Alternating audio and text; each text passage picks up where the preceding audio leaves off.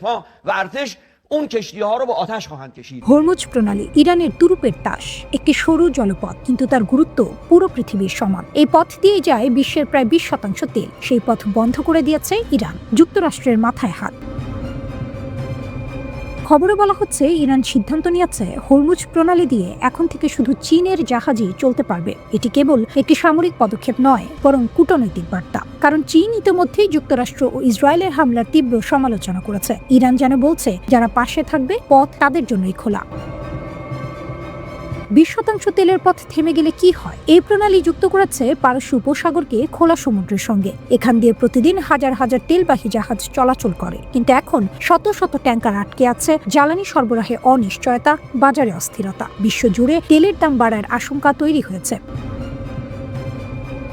আইআরজিসির ঘোষণা, সবকিছু আমাদের নিয়ন্ত্রণে। ইরানের শক্তিশালী বাহিনী Islamic Revolutionary Guard Corps IRGC বলছে, হরমুজ প্রণালী এখন সম্পূর্ণ আমাদের নিয়ন্ত্রণে। তাদের সতর্কবার্তা আরো ভয়ঙ্কর। কোনো জাহাজ প্রবেশ করলে মিসাইল হামলা হতে পারে, ড্রোন আক্রমণ হতে পারে। অর্থাৎ এই জলপথ এখন কার্যত একটি যুদ্ধক্ষেত্র।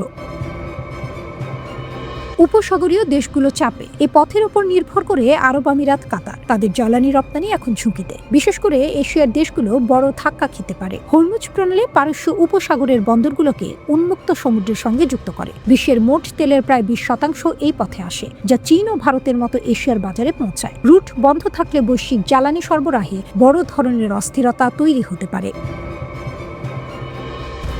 চীন সব পক্ষকে প্রণালীতে নিরাপত্তা বজায় রাখতে আহ্বান জানিয়েছে এবং তার জ্বালানি নিরাপত্তা নিশ্চিত করতে প্রয়োজনীয় ব্যবস্থা নেবে। এর আগে ইরানে যুক্তরাষ্ট্র ও ইসরায়েলের বিমান হামলা নিন্দা জানিয়েছে চীন। ইরানের ওপর যুক্তরাষ্ট্র ও ইসরায়েলের চলমান সামরিক অভিযানের তীব্র সমালোচনা করে অবিলম্বে হামলা বন্ধের দাবি জানিয়েছে মস্কো ও বেজিং। রাশিয়ার পররাষ্ট্রমন্ত্রী সার্গেই ল্যাভরভ স্পষ্ট জানিয়েছেন, তেহরান পারমাণবিক বোমা তৈরি করছে এমন কোনো প্রমাণ মস্কোর কাছে নেই। চীন এই যৌথ হামলাকে আন্তর্জাতিক স্থিতিশীলতার জন্য হুমকি হিসেবে অভিহিত করে অবিলম্বে সামরিক অভিযান স্থগিত করার আহ্বান জানিয়েছে। চীনা পররাষ্ট্রমন্ত্রী ওয়াং ই তার ইসরায়েলি সমকক্ষ গিডিয়ন সার এর সঙ্গে এক ফোন আলাপে বলেন যে যখন ওয়াশিংটন ও তেহরানের মধ্যে আলোচনা ইতিবাচকভাবে এগোচ্ছিল, ঠিক তখনই এই সামরিক হস্তক্ষেপ শান্তি প্রক্রিয়াকে বাধাগ্রস্ত করেছে। ইরান হরমুজ প্রণালী বন্ধ ঘোষণা করেছে। তেহরানের পক্ষ থেকে হুঁশিয়ারি দিয়ে বলা হয়েছে, কোনো জাহাজ প্রণালী পার হওয়ার চেষ্টা করলে রিভলিউশনারি গার্ড ও নৌবাহিনী সেটিকে লক্ষ্যবস্তু করবে। জ্বালানি বাজার পর্যবেক্ষণ ও গবেষণা প্রতিষ্ঠান কেপলার জানিয়েছে, ইরানে যুক্তরাষ্ট্র ও ইসরায়েলি বাহিনীর হামলা শুরুর পর থেকে কৌশলগতভাবে অত্যন্ত গুরুত্বপূর্ণ হরমুজ প্রণালীতে জ্বালানি তেলের ট্যাঙ্কার চলাচল 90% কমে গেছে। ইউক্রেনের আকাশে যে ড্রোন একসময় মানুষের ঘুম কেড়ে নিয়েছিল, সে একই ভয় এখন নেমে এসেছে মধ্যপ্রাচ্যে। ইরানের তৈরি ডেল্টা উইং শাহেদ 136 একটি ছোট কিন্তু ভয়ঙ্কর অস্ত্র। এর দাম মাত্র $50,000, কিন্তু এর শব্দ কর্কশ কানে বাজে, আর সেই শব্দ মানেই বিপদ খুব কাছে। 48 ঘন্টায় বাহরাইন, কুয়েত, সংযুক্ত আরব আমিরাত, পুরো উপসাগরীয় অঞ্চল কেঁপে উঠেছে ইরানের শত শত শাহেদ ড্রোনের হামলায়। তেহরান যেন এক নতুন বার্তা দিয়েছে, আমরা শুধু প্রতিরক্ষা করব না, আমরা পৌঁছে যাব তোমাদের আকাশে। বাহরাইন থেকে পাওয়া একটি ভিডিও, অন্ধকার রাত, হঠাৎ কর্কশ শব্দ, একটি ড্রোন সোজা ধেয়ে আসছে, তারপর ধাক্কা, একটি বহুতল ভবনে সরাসরি আঘাত, ব্যালকনিতে আগুন জ্বলছে, জ্বলন্ত ধ্বংসাবশেষ নিচে পড়ে যাচ্ছে। আর একটি ভিডিওতে দেখা গেছে একটি ড্রোন উড়ে যাচ্ছে মার্কিন নৌবাহিনীর 5ম ফ্লিটের সদর দপ্তরের ওপর দিয়ে, তারপর সেটি নিচে নেমে আঘাত হানে একটি রাডার ড্রোনে। একটি নিখুঁত হামলা, সংখ্যার ভেতর লুকানো ভয়, পরিসংখ্যানটা আরও ভয়ঙ্কর। মাত্র কয়েকদিনে 1000-এর বেশি ড্রোন ছোড়া হয়েছে। শুধু সংযুক্ত আরব আমিরাতে হামলা হয়েছে 689টি ড্রোন দিয়ে। এর মধ্যে 645টি ভূপাতিত, কিন্তু 44টি ড্রোন লক্ষ্যবস্তুতে আঘাত করেছে। মাত্র 6% সফলতা, কিন্তু সেটাই যথেষ্ট, কারণ প্রতিটি সফল আঘাত মানেই আগুন, ধ্বংস, আতঙ্ক। কিভাবে কাজ করে এই ড্রোন? এই ড্রোন দেখতে ছোট, কিন্তু এর কৌশল বড়।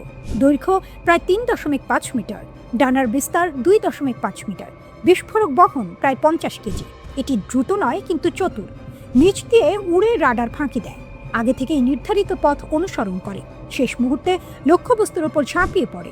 কখনো অপারেটর দূর থেকে নিয়ন্ত্রণও করতে পারে, মানে শেষ সেকেন্ডেও দিক বদল সম্ভব। যুদ্ধের নতুন কৌশল, ঝাঁক। এই ড্রোন একা আসে না, এরা আসে ঝাঁক বেঁধে। রাশিয়া ইতিমধ্যে ইউক্রেনে এই কৌশল ব্যবহার করেছে। একসঙ্গে শত শত ড্রোন সঙ্গে ডেকয় ভুয়া লক্ষ্য। প্রতিরক্ষা ব্যবস্থা বিভ্রান্ত হয়, আসল ক্ষেপণাস্ত্র তখন আঘাত হানে। এই কৌশলই এখন মধ্যপ্রাচ্যে ছড়িয়ে পড়ছে। আগুন ছড়িয়ে পড়ছে তেল নগরীতেও। সৌদি আরবের রাশ তানুরা সবচেয়ে বড় তেল শোধনাগারগুলোর একটি। সেখানে ড্রোন হামলার পর আগুন লেগেছে, কারখানা বন্ধ, উৎপাদন থেমে গেছে। এটা শুধু সামরিক আঘাত নয়, এটা অর্থনীতির ওপর আঘাত, জ্বালানি বাজারের ওপর চাপ। যুক্তরাষ্ট্র ও ইসরায়েলের সঙ্গে চলমান সংঘাতের মধ্যে ইরান তার সামরিক সক্ষমতা প্রদর্শন করেছে। দেশটি নিজস্ব উন্নত প্রযুক্তির মিসাইল ও ড্রোনের বিশাল ভাণ্ডার ব্যবহার করে কেবল পাল্টা হামলা করছে না, বরং আধুনিক আকাশ প্রতিরক্ষা ব্যবস্থাকেও চ্যালেঞ্জ দিচ্ছে। ইন্টারেস্টিং ইঞ্জিনিয়ারিং এর প্রতিবেদনে বলা হয়েছে, মার্কিন ও ইসরায়েলি হামলার প্রতিক্রিয়ায় ইরান নিজেদের তৈরি ব্যালিস্টিক মিসাইল, ক্রুজ মিসাইল এবং ওয়ান ওয়ে বা আত্মঘাতী ড্রোন ব্যবহার করছে।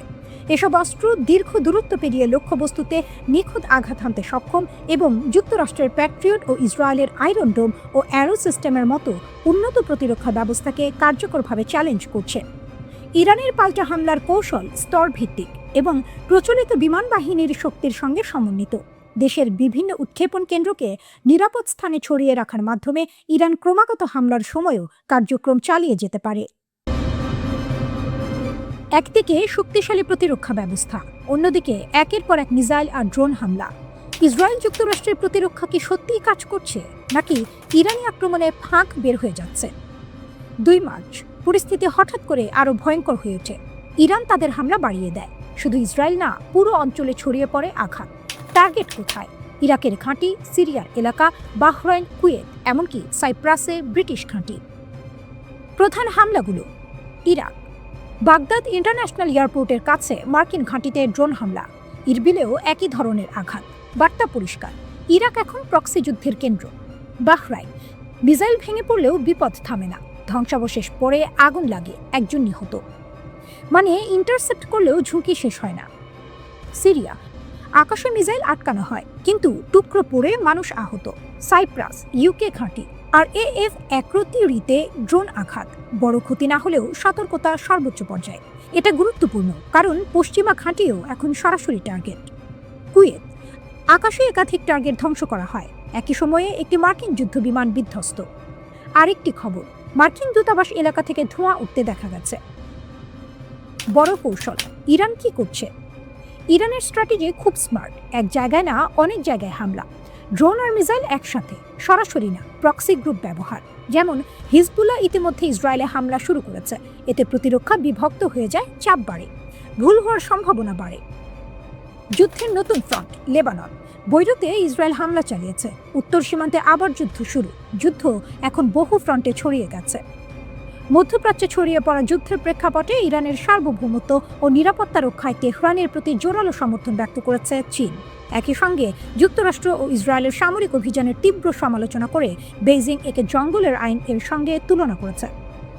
চীনের রাষ্ট্রীয় গণমাধ্যম সিসিটিভি জানিয়েছে, দেশটির পররাষ্ট্রমন্ত্রী ওয়াং ই ইরানের পররাষ্ট্রমন্ত্রী আব্বাস আরাকচিকে ফোন করে বেইজিংয়ের অবস্থান পরিষ্কার করাচ্ছেন। ওয়াং ই বলেন, চীন ও ইরানের মধ্যকার ঐতিহাসিক বন্ধুত্বকে বেইজিং অত্যন্ত গুরুত্ব দেয়। ইরানের সার্বভৌমত্ব, নিরাপত্তা, আঞ্চলিক অখণ্ডতা ও জাতীয় মর্যাদা রক্ষায় চীন পূর্ণ সমর্থন জানায়। পাশাপাশি ইরানের বৈধ অধিকার ও স্বার্থ রক্ষায় পাশে থাকবে বেইজিং। ওয়াং ই অবিলম্বে যুক্তরাষ্ট্র ও ইসরায়েলকে তাদের সামরিক অভিযান বন্ধ করার আহ্বান জানিয়েছেন। তিনি সতর্ক করে বলেন, উত্তেজনা যেন আর বৃদ্ধি না পায় এবং এই সংঘাত যেন পুরো মধ্যপ্রাচ্যে ছড়িয়ে না পড়ে, সেদিকে লক্ষ্য রাখা জরুরি। আলী খামেনির হত্যাকাণ্ডের পর ইসরায়েলের বিরুদ্ধে প্রতিশোধের যুদ্ধে আনুষ্ঠানিকভাবে যোগ দেওয়ার ঘোষণা দিয়েছে লেবাননের হিজবুল্লাহ। তেহরান থেকে প্রকাশিত খবরে জানানো হয়, ইসরায়েল অধিকৃত হাইফা শহরের দক্ষিণে একটি সামরিক ঘাঁটি লক্ষ্য করে ক্ষেপণাস্ত্র, ড্রোন হামলা চালায় হিজবুল্লাহ।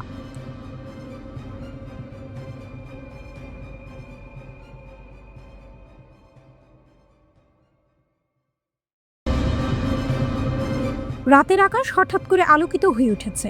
একটার পর একটা আগুনের রেখা নিচে পড়ছে। সোশ্যাল মিডিয়ায় ভাইরাল হওয়া ভিডিওগুলো ঠিক এমনই দৃশ্য দেখাচ্ছে। ইসরায়েলের আকাশে যেন আগুনের বৃষ্টি। প্রশ্নটা এখন সবার মনে, এগুলো কি ক্লাস্টার বোমা নাকি ভেঙে যাওয়া ক্ষেপণাস্ত্রের টুকরো? ক্লাস্টার অস্ত্র আসলে কি? সহজভাবে বললে ক্লাস্টার মিউনিশন হলো এমন এক ধরনের বোমা যা আকাশে গিয়ে একটা বড় বিস্ফোরণ না হয়ে মাঝপথে খুলে যায়, তারপর ছড়িয়ে দেয় অনেক ছোট ছোট বোমা।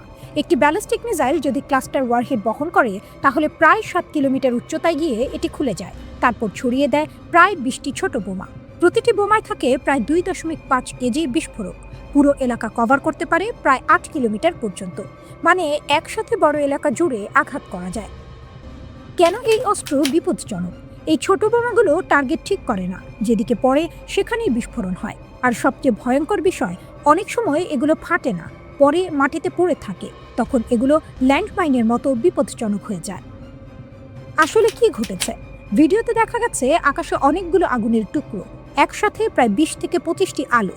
এটি দেখে ধারণা করা হচ্ছে ক্লাস্টার সাবমিউনিশন ব্যবহার হতে পারে, তবে এখনও নিশ্চিতভাবে বলা হয়নি এগুলো ক্লাস্টার বোমা নাকি প্রতিরক্ষা ব্যবস্থায় ধ্বংস হওয়া মিসাইলের ধ্বংসাবশেষ। ইসরায়েলের দাবি, ইসরায়েল ডিফেন্স ফোর্সেস জানিয়েছে ইরান আগে এমন ক্লাস্টার ওয়ারহেড ব্যবহার করেছে।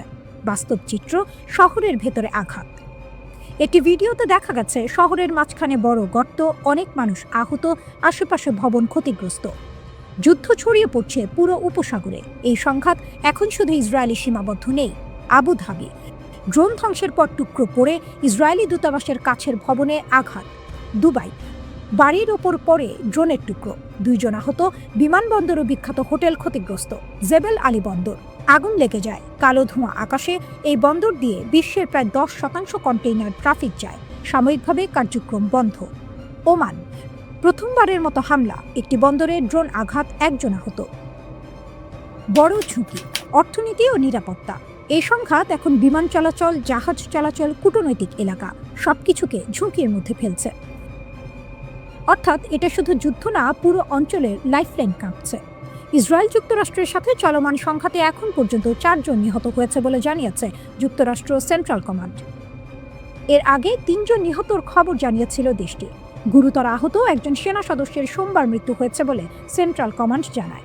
এদিকে 4 জন সেনার মৃত্যুতে শোক ও শ্রদ্ধা জানিয়েছেন যুক্তরাষ্ট্রের প্রতিরক্ষামন্ত্রী পিট হেক্সেট। তিনি বলেন, এই সেনারা ছিল আমাদের জাতির সেরা সন্তান।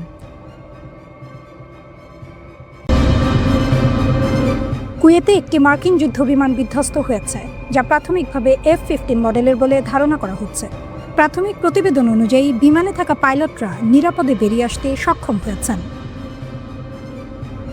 যুক্তরাষ্ট্রের প্রেসিডেন্ট ডোনাল্ড ট্রাম্প সরাসরি ইরানের সেনাবাহিনী ও ইসলামিক রিভলিউশনারি গার্ড কর্পস IRGC-কে বলেছিলেন, অস্ত্র ফেলে দাও, না হলে নিশ্চিত মৃত্যু। শুনতে খুব শক্তিশালী বার্তা, কিন্তু বাস্তবে একদম উল্টো হলো। ইরান আত্মসমর্পণ তো করেনি, বরং ড্রোন ও ক্ষেপণাস্ত্র হামলা চালিয়েছে ইসরায়েল সহ বিভিন্ন মার্কিন ঘাঁটির দিকে। প্রশ্নটা, তাই ট্রাম্প কি IRGC-এর শক্তি সম্পর্কে ভুল ধারণা করেছিলেন? IRGC আসলে কি? IRGC হলো ইরানের সবচেয়ে শক্তিশালী সামরিক ও রাজনৈতিক বাহিনী। এটা 1979 সালের ইসলামী বিপ্লবের পর গড়ে ওঠে। নেতৃত্বে ছিলেন আয়াতুল্লাহ রুহুল্লাহ খোমেনি। এর মূল কাজ ইসলামী বিপ্লবকে রক্ষা করা, দেশের সর্বোচ্চ নেতা এর প্রতি সম্পূর্ণ আনুগত্য রাখা। এরা সাধারণ সেনাবাহিনীর মতো নয়, তারা সরাসরি রাষ্ট্রপ্রধান নয়, বরং ধর্মীয় নেতার প্রতি অনুগত। তাদের নিজস্ব স্থল, নৌ, বিমান বাহিনী আছে, এমনকি বিদেশে গোপন অপারেশন চালানোর জন্য কুদস ফোর্সও আছে। সহজভাবে বললে IRGC হলো সেনাবাহিনী, গোয়েন্দা সংস্থা আর রাজনৈতিক শক্তি। বাসিজ দেখতে সাধারণ কিন্তু ভয়ঙ্কর শক্তি। IRGC এর অধীনে আরেকটি শক্তিশালী বাহিনী হলো বাসিজ। এটা মূলত স্বেচ্ছাসেবক বাহিনী। সদস্য সংখ্যা প্রায় 4.5 লাখ। বেশিরভাগই তরুণ, নিম্নবিত্ত ও ধর্মীয়ভাবে অনুপ্রাণিত। তাদের কাজ কি?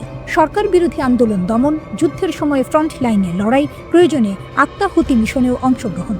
2009 সালের আন্দোলন, 2022 সালের আন্দোলন, সব জায়গাতেই বাসিজ ছিল সরকারের পক্ষে। IRGC ও বাসিজ শুধু সেনা না, তারা বিশ্বাস করে তারা ধর্ম ও রাষ্ট্র রক্ষা করছে।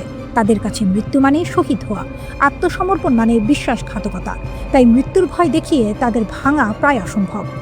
IRGC শুধু যুদ্ধ করে না, তারা ইরানের অর্থনীতির বড় অংশ নিয়ন্ত্রণ করে। তেল, নির্মাণ, টেলিকম সবখানে তাদের প্রভাব। অর্থাৎ তারা শুধু সৈনিক না, তারা সিস্টেমের মালিক। এমন অবস্থায় কেউ কেন নিজের ক্ষমতা ছাড়বে? শক্তিশালী কাঠামো। IRGC এর ভেতরে একাধিক স্তরের নেতৃত্ব আছে। একজন নেতা মারা গেলেও সঙ্গে সঙ্গে নতুন নেতা আসে। এমনকি খামেনির মৃত্যুর পরও কাঠামো ভেঙে পড়েনি। আঞ্চলিক কৌশল। আইআরজিসি শুধু ইরানে সীমাবদ্ধ নয়, মধ্যপ্রাচ্যে বিভিন্ন মিত্রগোষ্ঠীর সাথে কাজ করে, যাকে বলা হয় এক্সিস অফ রেজিস্ট্যান্স। তাই তারা যুদ্ধকে শুধু দেশের ভেতরের বিষয় হিসেবে দেখে না, এটা তাদের কাছে বড় লড়াই। সামনে কি হতে পারে? বিশ্লেষকদের মতে ট্রাম্পের হুমকি আইআরজিসিকে দুর্বল না করে বরং আরও শক্তিশালী করেছে। এমনকি ভবিষ্যতে আইআরজিসি সরাসরি রাষ্ট্র ক্ষমতা নিয়ন্ত্রণ করতে পারে। জোনাথন প্যানিকভ, যিনি অ্যাটলান্টিক কাউন্সিল এর স্ক্রসফট মিডল ইস্ট সিকিউরিটি ইনিশিয়েটিভের পরিচালক, তিনি বলেন, ইরানের বর্তমান শাসন ব্যবস্থার পতন হলেও সেখানে গণতন্ত্র আসার সম্ভাবনা কম। বরং এমন একটি সামরিক নিয়ন্ত্রিত রাষ্ট্র গড়ে উঠতে পারে যেখানে নতুন একজন সর্বোচ্চ নেতাকে শুধু প্রতীক হিসেবে সামনে আনা হবে, যাতে রক্ষণশীল ইরানিদের সন্তুষ্ট রাখা যায়, কিন্তু প্রকৃত ক্ষমতা থাকবে আইআরজিসি এর হাতেই। ইরান মার্কিন সংঘাত, হিজবুল্লাহ বলছে জবাব দেব। যুদ্ধের কারণ কি ইরানের তেল নাকি পারমাণবিক অস্ত্র? মধ্যপ্রাচ্যের উত্তেজনা ক্রমশ তীব্র হচ্ছে। ইরানের ওপর যুক্তরাষ্ট্র ও ইসরায়েলের হামলার জবাবে লেবাননের প্রভাবশালী শিয়া সংগঠন হিজবুল্লাহ জবাব দেওয়ার ঘোষণা দিয়েছে। হিজবুল্লাহর মহাসচিব নাইম কাশেম রবিবার এক বিবৃতিতে বলেন, আমরা সম্মান ও প্রতিরোধের ক্ষেত্র কখনো ছাড়ব না। তিনি আরও বলেছেন, ইরানের সর্বোচ্চ নেতা আয়াতুল্লাহ আলী খামিনির ওপর হামলাকে অপরাধের সর্বোচ্চ হিসেবে ধরা হবে। কাশেম যোগ করেন, বিধাতার নির্দেশনা ও সমর্থনের ওপর আস্থা রেখে আমরা এই আগ্রাসন মোকাবেলায় আমাদের কর্তব্য পালন করব। হিজবুল্লাহ লেবাননের একটি প্রভাবশালী রাজনৈতিক ও সশস্ত্র সংগঠন। তারা দেশটির সবচেয়ে শক্তিশালী সশস্ত্র বাহিনীর নিয়ন্ত্রণও হাতে রেখেছে। ইরান তাদের প্রতিষ্ঠায় সহায়তা করে। এই সংঘাতকে অনেকে শুধুমাত্র পারমাণবিক হুমকি হিসেবে দেখলেও বাস্তবে এখানে আরও গভীর স্বার্থ লুকিয়ে আছে। মিডিয়া যখন বারবার পারমাণবিক শব্দটি ব্যবহার করে, তখন বিনিয়োগকারীরা প্রশ্ন করছেন, এটি কি আসলে ইউরেনিয়াম সমৃদ্ধির বিষয়, নাকি এটা শক্তি ও জ্বালানি নিয়ন্ত্রণের খেলা? মানচিত্রটি দেখলেই বিষয়টি বোঝা যায়। ইরান হরমুজ প্রণালীর পাশে অবস্থিত। বিশ্বের প্রায় 20% তেল এই সংকীর্ণ জলপথ দিয়ে পরিবহন হয়। এই পথটি যদি ক্ষতিগ্রস্ত হয়, তেলের দাম সঙ্গে সঙ্গে বেড়ে যায়। দাম বাড়লে মুদ্রাস্ফীতি বেড়ে যায়, মুদ্রার মান নেমে যায়, আর অর্থনৈতিক ভারসাম্য বিঘ্নিত হয়। তাই এই অঞ্চলের সামরিক অবস্থান সবসময় জ্বালানি রুটের সঙ্গে জড়িত। পারমাণবিক বিষয়টি হচ্ছে প্ররোচনা, ভয় সৃষ্টি করার হাতিয়ার, কিন্তু বাস্তব শক্তি আসলে তেল এবং গ্যাসের নিয়ন্ত্রণে। আধুনিক অর্থনীতি ইউরেনিয়ামে নয়, তেল ও গ্যাসে চলতে থাকে। শিল্প উৎপাদন, সামরিক পরিবহন, জাহাজ চলাচল, বাণিজ্য, মুদ্রা চাহিদা সবকিছু জ্বালানির ওপর নির্ভরশীল। যে অঞ্চলটি জ্বালানি নিয়ন্ত্রণ করে, সেই অঞ্চলের দামের ওপর প্রভাব রাখতে পারে। যদিও সংবাদ মাধ্যম পারমাণবিক হুমকি নিয়ে শোরগোল করছে, বাস্তবে তেলের দামের ওঠানামাই বিশ্ব অর্থনীতিতে প্রকৃত প্রভাব ফেলছে। তেলের অস্থিরতায় সোনার দাম বেড়ে যায়, প্রতিরক্ষা খাতের শেয়ার উড়ন্ত হয়ে ওঠে, বিমার খরচ বৃদ্ধি পায়, উদীয়মান বাজারের মুদ্রা দুলতে থাকে। অর্থনীতিতে এই ঝুঁকি পরিচালিত হয় মূলত জ্বালানি দিয়ে। সুতরাং মধ্যপ্রাচ্যের সংঘাতে পারমাণবিক অস্ত্র শুধুই কারণ, আর তেল হচ্ছে মূল চালিকা শক্তি। ক্ষেপণাস্ত্র ও ড্রোন যুদ্ধের আলো শুরু করে, কিন্তু তেল এবং মুদ্রার স্থিতিশীলতা নির্ধারণ করে যুদ্ধের শেষ বিন্দু। যারা মূল নৈতিক দিক নিয়ে বিতর্কে মগ্ন, তারা মূল বিষয়টি মিস করে। আর যারা অর্থনৈতিক প্রজ্ঞা রাখে, তারা বুঝে যারা জ্বালানি নিয়ন্ত্রণ করে তারা পুরো ব্যবস্থার ওপর প্রভাব বিস্তার করে। এই পরিস্থিতিতে হিজবুল্লাহর জবাব দেওয়ার ঘোষণা এবং ইরানের দৃঢ় অবস্থান শুধু রাজনৈতিক বা সামরিক উত্তেজনা নয়, বৈশ্বিক জ্বালানি নিরাপত্তা এবং অর্থনীতিকেও ঝুঁকির মুখে ফেলছে। হরমুজ প্রণালী এখন কেবল একটি নৌপথ নয়, এটি শক্তি, অর্থনীতি এবং বিশ্ব রাজনীতির কেন্দ্রবিন্দু।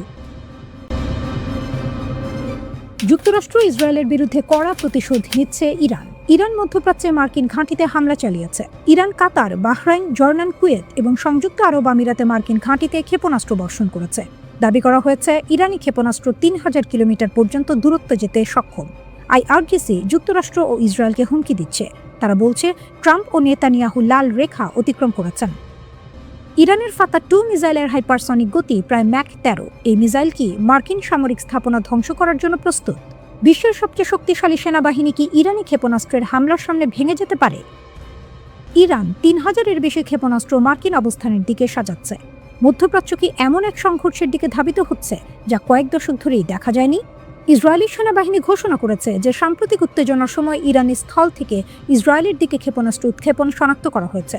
ইরান থেকে মধ্য ইসরায়েলের দিকে একটি ব্যালিস্টিক ক্ষেপণাস্ত্র ইসরায়েলি বিমান প্রতিরক্ষা ব্যবস্থা দ্বারা ধ্বংস করা হয়েছে। প্রাথমিক মিডিয়া রিপোর্ট অনুযায়ী বিশ্লেষকরা বলছেন, এই উৎক্ষেপণগুলি ইরানের প্রথম প্রতিশোধের তরঙ্গ হতে পারে, যা মার্কিন ইসরায়েল যৌথ হামলার প্রতিক্রিয়ায় পরিচালিত হয়েছে। রিপোর্ট অনুযায়ী মধ্যপ্রাচ্যের একাধিক মার্কিন সামরিক ঘাঁটিতেও ইরানি ক্ষেপণাস্ত্র ও ড্রোন হামলা হয়েছে। এই বিনিময় চলাকালীন প্রতিরক্ষা বিশেষজ্ঞরা বিশ্লেষণ শুরু করেছেন যে ইরান কোন ধরনের ক্ষেপণাস্ত্র ব্যবহার করতে পারে মার্কিন ও ইসরায়েলি লক্ষ্যবস্তুতে ব্যাপক প্রতিশোধ অভিযান চালানোর জন্য। ইরানের ক্ষেপণাস্ত্র শক্তি। ইরানের ক্ষেপণাস্ত্র বাহিনীতে রয়েছে বিভিন্ন দূরত্বের ব্যালিস্টিক ক্ষেপণাস্ত্র। শাহাব-1 প্রায় 300 কিলোমিটার পরিসর, 770 থেকে 1000 কিলোমিটার ক্ষেপণাস্ত্র বহন করতে সক্ষম, ছোট দূরত্বের সুনির্দিষ্ট হামলার জন্য উপযুক্ত। শাহাব-2 প্রায় 500 কিলোমিটার পরিসর, 700 কেজি পর্যন্ত প্যালট বহন, পূর্বের ক্ষেপণাস্ত্রের চেয়ে বেশি দূরত্বে আঘাত করতে সক্ষম। CHM-1 প্রায় 700 থেকে 800 কিলোমিটার পরিসর, 650 কেজি প্যালট, আঞ্চলিক লক্ষ্যবস্তুতে উন্নত আঘাত। FAR-110 পরিবার প্রায় 300 কিলোমিটার পরিসর, 450 কেজি প্যালট, সুনির্দিষ্ট ছোট দূরত্বের হামলার জন্য। দূরপাল্লার ও মাঝারি পাল্লার ব্যালিস্টিক ক্ষেপণাস্ত্র। এগুলো সাধারণত 1000 থেকে 3000 কিলোমিটার পর্যন্ত যেতে সক্ষম এবং সরাসরি ইসরায়েল বা আঞ্চলিক লক্ষ্যবস্তুতে আঘাত হানতে পারে। খোররামশার-4 এটি ইরানের অন্যতম উন্নত ক্ষেপণাস্ত্র, যার পাল্লা 2000 কিলোমিটার এবং এটি 1500 কেজি ওজনের ওয়ারহেড বহন করতে পারে। সেজিল 2000 থেকে 2500 কিলোমিটার পাল্লার এই ক্ষেপণাস্ত্রটি কঠিন জ্বালানি চালিত এবং অত্যন্ত দ্রুত গতিসম্পন্ন। ইমাদ 1700 কিলোমিটার পাল্লার এই ক্ষেপণাস্ত্রটি নিখুঁতভাবে লক্ষ্যভেদে সক্ষম।